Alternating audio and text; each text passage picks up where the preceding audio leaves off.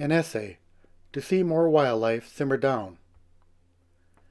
In the spring, just after the last snow has melted away from the shadows of the forest, a loud chorus of spring peepers can often be heard in pools of meltwater.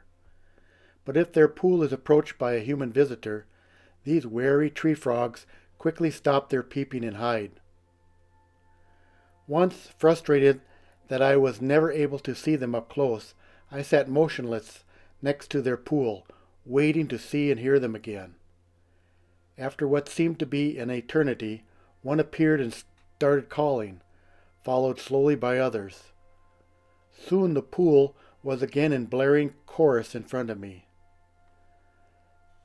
Then, as I, the imaginary conductor, stood up to take a bow for their performance, the pool immediately fell silent and clear again. Chuckling to myself, I felt a sense of victory and accomplishment. I had learned that sitting quietly and still, simmering down, is often a way to witness the most amazing wild things.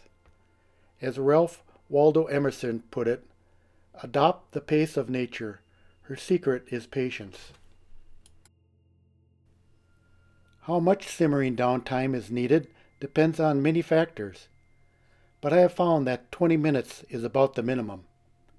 It takes that much time for wildlife to ignore my presence, and for my human senses to focus and acclimate to surroundings, enabling me to notice and hear small details. From my hunting experience, I've learned that squirrels or birds usually move first, signaling that the coast is clear to other wildlife that appear to follow their cue. I once saw a fisher emerge next to break the silence, hopping past me in zigzags. I knew then I had achieved my goal of blending into the forest background. I am sometimes tempted to use my cell phone to pass the time waiting, but this is as serious an impairment to witnessing wild things as it is to driving a car. If I multitask, I miss the precious details of nature around me, such as the shrew visible for only a second or two scampering between fallen logs. In my impatient youth, simmering down was sometimes difficult. It is much easier now because I perceive time as moving much faster with age, and because I realize the rewards of patience.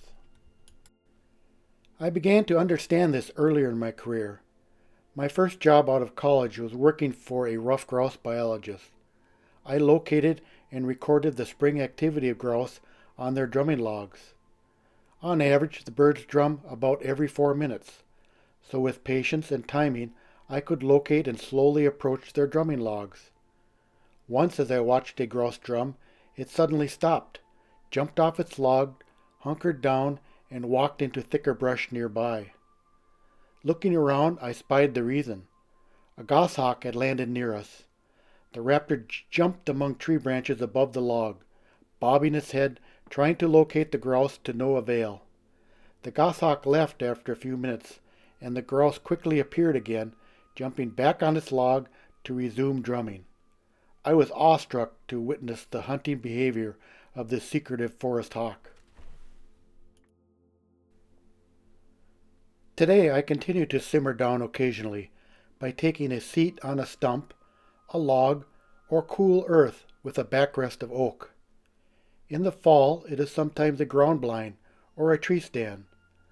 I am rarely disappointed in the story that unfolds in front of me, including a time when a white weasel suddenly appeared without fear at my feet.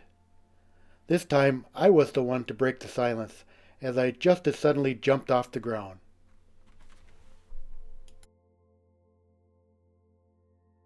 Thank you for watching.